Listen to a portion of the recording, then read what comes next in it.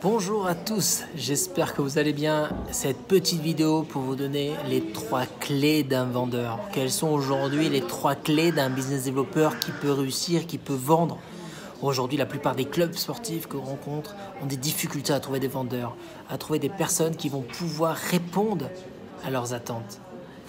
La première chose qui est indispensable pour réussir ce métier de business développeur, c'est d'être un expert. Vous devez être un professionnel de votre activité et qu'on le ressente. On doit le voir sur votre e-réputation, on doit le voir sur les réseaux sociaux professionnels que vous disposez. On doit le voir dans votre posture, on doit le voir dans vos conseils. Soyez un expert. Pour être un expert, il faut faire de la veille. Il faut être le meilleur dans son domaine. Donc, il y a du travail. Vous devez travailler et non plus vendre uniquement votre produit, mais de connaître l'écosystème, de connaître ce qui se passe et d'être différent. Donc, vous devez être un expert.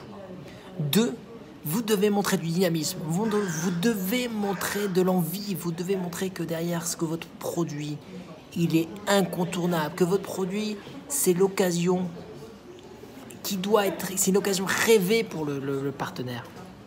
Donc, derrière, montrer du dynamisme, montrer de la joie, ça joue sur votre intonation, ça joue sur votre posture, ça joue sur qui vous êtes, votre tenue, etc. Montrez du dynamisme, montrez de l'envie, c'est très important. Et le 3e point, c'est soyez malin. Soyez malin, donnez des conseils, arrêtez de démarcher en vendant votre produit. Bonjour, est-ce que ça vous intéresse d'être partenaire de mon club ? On s'en fout. On est démarché 400 fois. Bonjour cher partenaire, j'ai remarqué que vous recherchez ci. Est-ce que ce type de client vous intéresse? Je l'ai dans mes prospects, je l'ai dans mon réseau, je l'ai dans mon club. Il faut qu'on se rencontre. L'approche est différente. Posez des questions. Arrêtez de faire des monologues quand vous discutez avec des entreprises ou avec des partenaires. Le type de vendeur numéro 1 qu'on rencontre, c'est quelqu'un qui fait du monologue, qui parle. Monsieur, ça vous intéresse? Non. Au revoir. Intéressez-vous, vous êtes un docteur, vous devez donner un diagnostic. Et quand vous avez un diagnostic, vous avez le médicament miracle qui va répondre aux partenaires. Donc vous savez, vous avez une échelle de 1 à 10 sur la certitude. Donc vous devez augmenter la certitude que le partenaire ait confiance en vous, qu'il peut derrière vous solliciter pour que vous lui conseillez sur tel ou tel service. Vous devez être son allié. Pour ça, on doit créer une confiance envers nos partenaires. Ça se crée, ça se construit.